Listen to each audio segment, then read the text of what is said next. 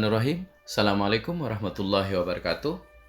Pada video kali ini, saya akan menyampaikan koneksi antar materi modul 2.3 tentang coaching. Namun sebelumnya, saya Muhammad Fadli, guru SMA Negeri 1 Jonggat, calon guru penggerak Angkatan 5 Kabupaten Lombok Tengah, dengan fasilitator Bapak Abdul Wahid Mustafa, dan sebagai pendamping praktik Ibu Saidati Marhamah.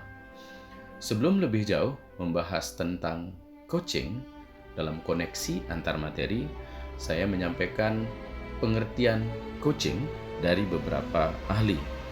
Yang pertama adalah pendapat dari Grant tahun 1999 menyampaikan bahwa coaching merupakan proses kolaborasi yang berfokus pada solusi, berorientasi pada hasil dan sistematis, di mana coach memfasilitasi peningkatan atas performa kerja, pengalaman hidup, pembelajaran diri, dan pertumbuhan pribadi coaching. Sedangkan Whitmore tahun 2003 menyampaikan bahwa coaching merupakan kunci pembuka potensi seseorang untuk memaksimalkan kinerjanya. Coaching lebih kepada membantu seseorang untuk belajar daripada mengajarinya. Sementara coaching menurut International Coach Federation (ICF) adalah bentuk kemitraan bersama klien atau coachee untuk memaksimalkan potensi dan profesional yang dimilikinya melalui proses yang menstimulasi dan mengeksplorasi pemikiran dan proses kreatif. Lalu, apa hal-hal yang harus menjadi pemahaman dilakukan dalam proses coaching? Yang pertama yang harus terbangun adalah hubungan coach dan coachee adalah hubungan kemitraan. Kemudian komunikasi yang memberdayakan adalah prinsip komunikasi dalam coaching, di mana coach menginspirasi coachee untuk memberikan jawaban-jawaban sendiri atas permasalahannya. Dan yang terakhir adalah optimalisasi, di mana jawaban coachee agar dapat diterapkan dalam aksi nyata, sehingga potensi coachee itu dapat berkembang dengan baik. Lalu, bagaimana dengan coachee dalam dunia pendidikan?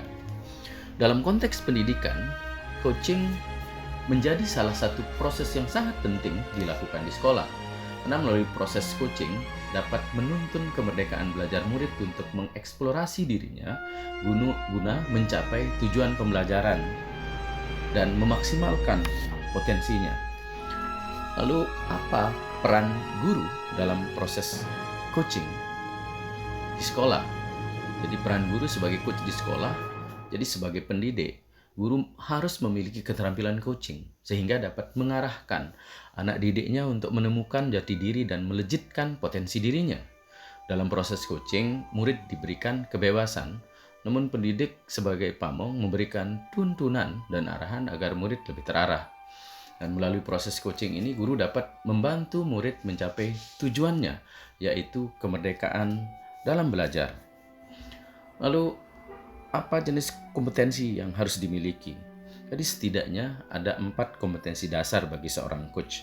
Yang pertama adalah keterampilan membangun dasar proses coaching. Yang kedua adalah keterampilan membangun hubungan baik.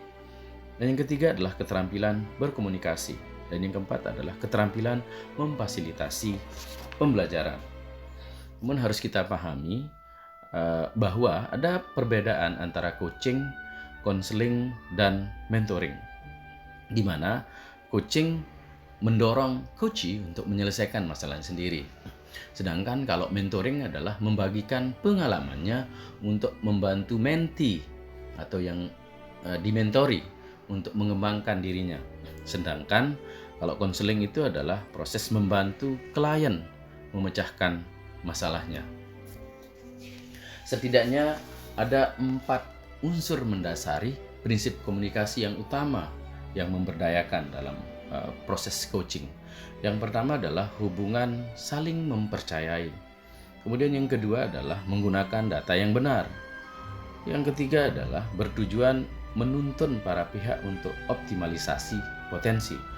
Sedangkan yang keempat atau yang terakhir adalah rencana tindak lanjut atau aksi. Selanjutnya di dalam proses coaching ada model pelaksanaan coaching yang direkomendasi, dan ini adalah model coaching yang efektif dalam proses coaching yang disebut sebagai model TIRTA.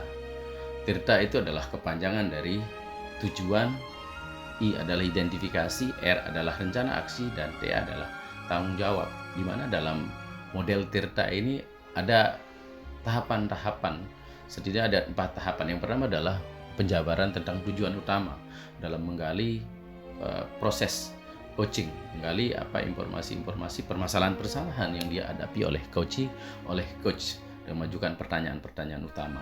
Setelah selesai pertanyaan utama, maka dilanjutkan dengan mengidentifikasi pertanyaan-pertanyaan untuk mengidentifikasi masalah yang dihadapi oleh coach. Kemudian yang berikutnya adalah rencana aksi. Jadi setelah tujuan itu utama, identifikasi, kemudian coach bersama dengan memancing coach untuk membuat rencana-rencana aksi, menggali melalui pertanyaan-pertanyaan tentang apa aksi atau rencana aksi yang akan dilaksanakan. Dan yang terakhir adalah tanggung jawab. Setelah terjawab tujuan utama, identifikasi, rencana aksi, kemudian kita akan mengkonfirmasi dalam bentuk tanya jawab. Itu adalah model TIRTA yang bisa dijadikan sebagai salah satu pola pendekatan dalam implementasi pelaksanaan coaching. Ada setidaknya 4 aspek komunikasi yang mendukung proses atau praktik coaching. Yang pertama adalah komunikasi asertif, kemudian sebagai pendengar aktif, kemudian coach itu harus bertanya efektif, dan yang terakhir coach itu harus memberikan umpan balik yang positif. Ada beberapa hal-hal penting dan prinsip yang harus menjadi meeting of mind, titik temu antara coach dengan coach. Yang pertama adalah dalam menyamakan kata kunci. Yang pertama tips untuk coach, kemudian menyamakan bahasa tubuh dan menyelaraskan emosi. Selanjutnya, ini ada beberapa pertanyaan-pertanyaan yang efektif untuk coaching, dalam proses coaching yang harus dilakukan oleh coach kepada coach. Yang pertama adalah pertanyaan harus bersifat terbuka. Yang kedua adalah pertanyaan berfokus pada tujuan. Yang ketiga adalah pertanyaan bersifat reflektif. Yang keempat adalah pertanyaan bersifat eksplorasi. Yang kelima adalah pertanyaan yang mengukur pemahaman. Dan yang terakhir atau yang keenam adalah pertanyaan aksi. Adapun langkah-langkah praktik coaching model TIRTA itu sesungguhnya sebagaimana sudah dijelaskan, saya perlu tegaskan kembali, ada 4, ya. Tujuan utama, identifikasi, kemudian rencana aksi, dan tanggung jawab sebagaimana sudah dijabarkan pada slide berikut, yang sudah dijabarkan pada slide sebelumnya sebagai penegasan. Dan apa koneksi antar materi modul 2.3 dengan materi-materi yang sudah dipelajari oleh guru penggerak pada modul-modul sebelumnya. Yang pertama, koneksi antar materi modul 2.3 kaitan dengan filosofi Ki Hajar Dewantara. Pegasannya adalah bahwa pendidikan itu bertujuan untuk menuntun tumbuhnya atau hidupnya kekuatan kodrat anak sehingga dapat memperbaiki lakunya. Dan yang berikutnya adalah kaitan antara modul 2.3 tentang coaching dengan nilai dan visi guru penggerak dan sekolah. Yang pertama adalah menciptakan ekosistem sekolah dan budaya positif untuk memenuhi kebutuhan belajar murid.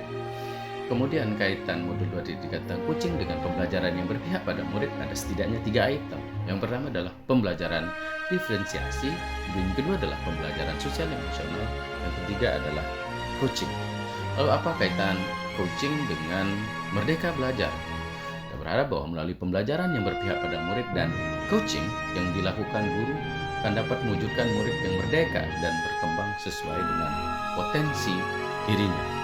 Yang terakhir adalah sebagai orientasi akhir kaitan dengan materi coaching tentang dan profil pelajar Pancasila, kita harap bahwa terciptanya well-being murid. Kemudian ada beberapa refleksi terhadap kegiatan coaching di sekolah yang bisa kami sampaikan. Yang pertama adalah melalui proses coaching ini membantu saya sebagai guru dalam menuntun segala kekuatan kodrat siswa sehingga dapat memperbaiki lakunya. Kemudian refleksi diri saya pada proses pelaksanaan coaching adalah saya sebagai guru dapat mengarahkan murid untuk tetap berada di arah yang benar dan menggali potensi diri murid. Lanjut yang ketiga, dalam proses coaching kita akan memberikan pertanyaan-pertanyaan reflektif agar murid dapat mengenali potensi dirinya. Dan yang terakhir, bahwa melalui coaching saya sebagai guru dapat membantu murid memperoleh kemerdekaan belajar dalam pembelajaran di sekolah dengan mengaktifasi kerja otak murid dengan memberikan pertanyaan-pertanyaan yang bersifat reflektif. Demikian yang dapat saya sampaikan sebagai rangkaian dari koneksi antar materi modul 2.3 tentang coaching. Terima kasih telah menonton video koneksi antar materi dari saya, Muhammad Fadli, guru SMA Negeri 1 Jonggat, calon guru penggerak angkatan 5 Kabupaten Lombok Tengah. Terima kasih. Salam dan bahagia. Assalamualaikum warahmatullahi wabarakatuh.